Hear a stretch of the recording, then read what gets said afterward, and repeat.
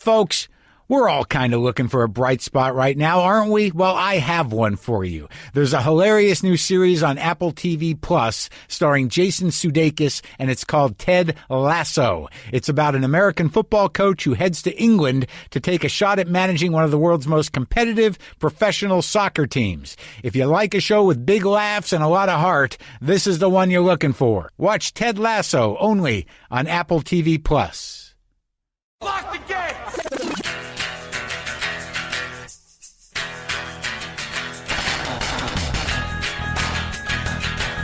All right, let's do this. How are you, what the fuckers? What the fuck buddies? What the fucksters? What's happening? I'm Marc Maron. This is my podcast, WTF. Welcome to it.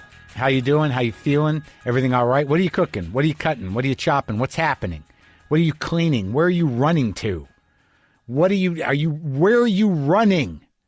You can't run away. You can't run away. I see it. I know that I'm helping you get through this, but eventually, I hate to break it to you, you're going to have to turn around and go home. You're going to have to loop around and go home. I know, man. I know it's the same shit every day. I know. And it's tempting to keep running, to keep driving, to keep flying if you're doing that. Whatever you're doing, just as long as it's in movement and not, dangling from the end of a rope, unless you're doing the rock climbing thing. But you know what I'm saying. I'm sorry, but you're going to have to go home. You're just going to have to. Speaking of that, I just did. Pow! I just shit my pants. JustCoffee.coop. Get the WTF blend. I get a little on the back end. That's an old-timey plug. That's just from the old days. From back when Chelsea Peretti was first on this show. We rarely do repeat guests, but Chelsea Peretti is here. She's on the show today. The first time she was on was episode 39. That's more than 10 years ago. That's when I had to do those Just Coffee ads just to get by, just to make a few shekels, just to make $400 a month on ad sales. Man, I mean, we had her back because I love Chelsea and she's very smart and very funny. And I like talking to her. But she's also got since then, it's crazy. Go listen to that first one. And just the arc of it. I mean, she's been a writer on Parks and Rec. She played Gina on Brooklyn Nine-Nine. She got married to Jordan Peele. They had a kid. I mean, fuck, man. A lot has changed. But I guess that's what happens in 10 years if things happen in your life. A lot happened in my life, but I'm here alone and childless. But it was great to talk to Chelsea. It really was. And you can hear that shortly. I'm back from New Mexico. I think the last show I did was from New Mexico. And it was great. It was really worth the trip. I'd kind of like to still be there. I didn't have to come back, but I came back because I live here. And I wanted to see my cat. I wanted to talk to you. I wanted to try to get back to whatever semblance of a life I have here in California. But since I've talked to you, well, let's start with this. When I drove to New Mexico, I stopped and met my friend Dave at Duran's Pharmacy for some huevos rancheros with green chili and red chili on the side. And on my way out of New Mexico, I stopped and had that exact same thing again before I left, only alone. And I was reflecting and was sitting outside, eating the green chili, having the tortilla with the butter on it, and just sort of enjoying the way you can enjoy in the age of plague, outdoors. Mask down because I'm putting shit in my mouth. And I'm just sitting there, maybe Instagramming a photo of my food, and I hear someone, kind of coughing a little bit behind me, and then I turn around, and there's a woman vomiting into a planter. And that was my cue to exit. Woman vomiting into planter, time to hit the road. New Mexico, adios. Adios. Muchas gracias. Gotta go. Barfo in the planter. Yeah, that was an interesting way, an interesting beat to leave on, but it was a good trip. What I didn't tell you, that was I found to be uplifting in a strange way, was I visited the grave of Dennis Hopper. Dennis Hopper is buried in Ranchos de Taos in the Jesus Nazareno Cemetery, which is off the beaten, like, well, Ranchos de Taos is off the beaten path, but this cemetery is not even in the back of a church or near a church. It's just sort of off on this dirt road. It looks like a dirt parking lot. There's a large swath of dirt road through the middle of it. On either side, there are graves. And this is I don't know if it's the Pueblo Indians or the indigenous people, or I don't know if it's definitely a Mexican cemetery-ish. I'm not sure what the history of the cemetery is, but it's one of those cemeteries where every grave looks handcrafted. The crosses, there's not many stones or wooden crosses usually that look handmade. There are pictures and artifacts left on the graves. There are stones and mounds and things that people bring to it. Each one looks like some sort of almost like a collage of sorts. It's a very earthy, intimate uniqueness to each grave. A very deep human touch. It's almost as if you walk past these graves and you can almost feel the bones. And I think that's sort of a Mexican thing, really, like the Day of the Dead trip, the sort of respect for the dead and the celebration of the dead. There's definitely that vibe there. And you go and you kind of you can look around. I found it online how to find it, but Hopper is an important person to me. I was always deeply obsessed and enamored and impressed with Dennis Hopper's work and with him as a person. I found him to be a sort of fascinating, decent-hearted wild man, one of the great drug warriors, one of the great crazy dudes, one of the originals. But he led an interesting life, and he loved Taos. My buddy Steve is married to his daughter, so I double-checked with him to make sure it was the grave. But I went there, I talked to Dennis, and there was something about it. Just picturing him in the ground there in this beautiful site. There's lava rocks in a circle around where the body would lay, I believe. And there's all kinds of offerings that people have left there. And I knew he was in there. There's no distraction, no stone, no real kind of maudlin kind of weight to it. It was almost a little mound of celebration to the body decomposing beneath it. And I pictured it, and I felt it, and I felt the spirit of Hopper, and it was uplifting to me. So uplifting, I went twice. I went the next day. My buddy Devin, he had come up to Taos from Santa Fe to hike with me. I hiked all 3 days up into the beautiful Taos wilderness. I was afraid at first, but then I just thought about Lynn. I thought about, what am I afraid of? Being eaten by an animal, falling into a crevice and having to, cut my arm off with my hat. I was nervous, but I did it all. I went back to the grave, and on my last hike, I found some river rocks so I could put them on. I felt bad that I didn't have anything. I didn't have anything with me. I didn't have anything cool. I didn't have a guitar pick with me that I could leave for Dennis, man. I didn't have no cigarettes I could leave for Dennis, man. I didn't have no bandana I could leave for Dennis, man. I didn't have no, Harley Davidson paraphernalia I could leave on Dennis's grave, man. I didn't have an 8-ball or a half-gram or a small vial of blow or crank or anything I could leave on Dennis's grave, man. So I went and got some rocks. And I left him there. I talked to him again. I was happy to see him twice. It was great.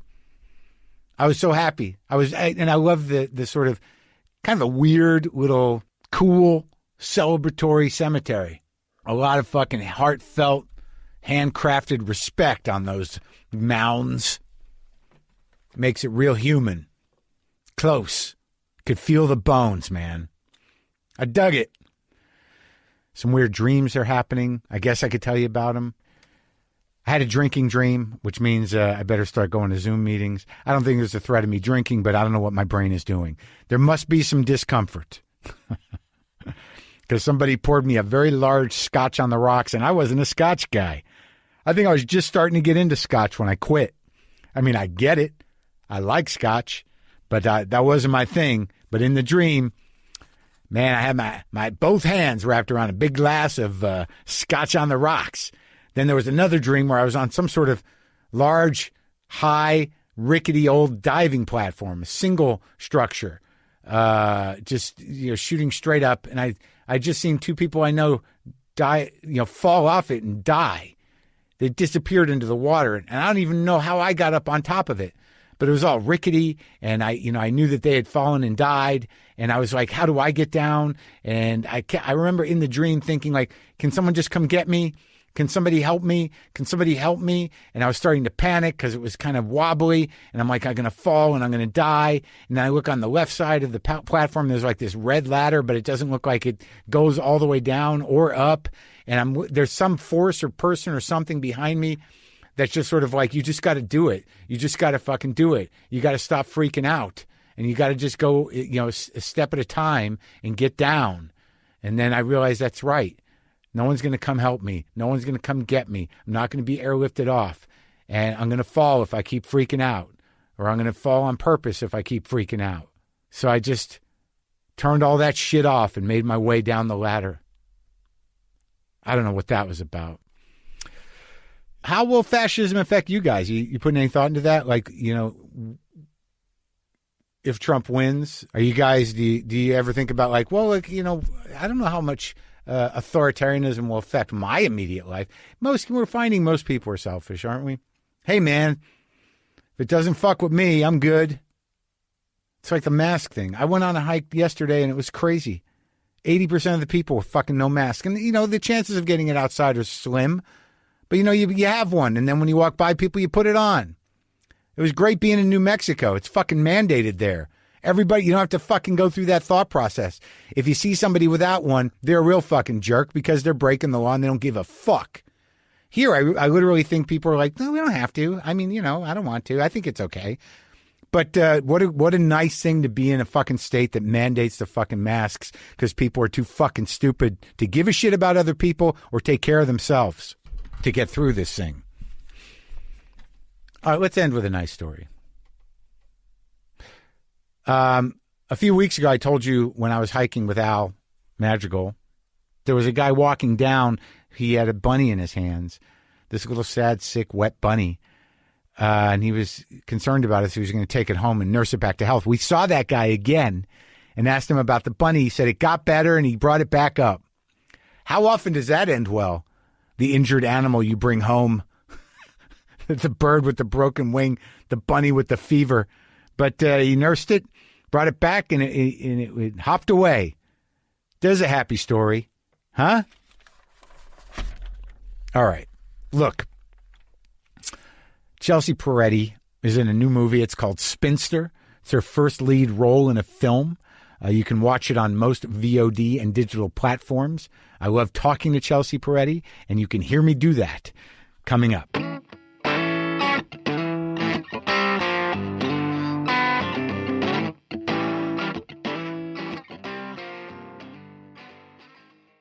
Folks, it's summertime, right? It's time to embrace the ice cream, and I'm talking to everyone here because even if you don't do dairy, our friends at Ben & Jerry's have a plan for you. Ben & Jerry's has 3 new non-dairy frozen desserts that are a brand new twist on vegan euphoria. The Ben & Jerry's flavor gurus were working overtime when they made the new non-dairy frozen desserts with sunflower butter. Oh, man. They're the perfect sweet treats for vegans, vegetarians, and everyone in between. Sunflower butter. Are you kidding me? Try the new milk and cookies flavor with no milk. There's also creme brulee cookie and mint chocolate cookie, all plant-based, all delicious.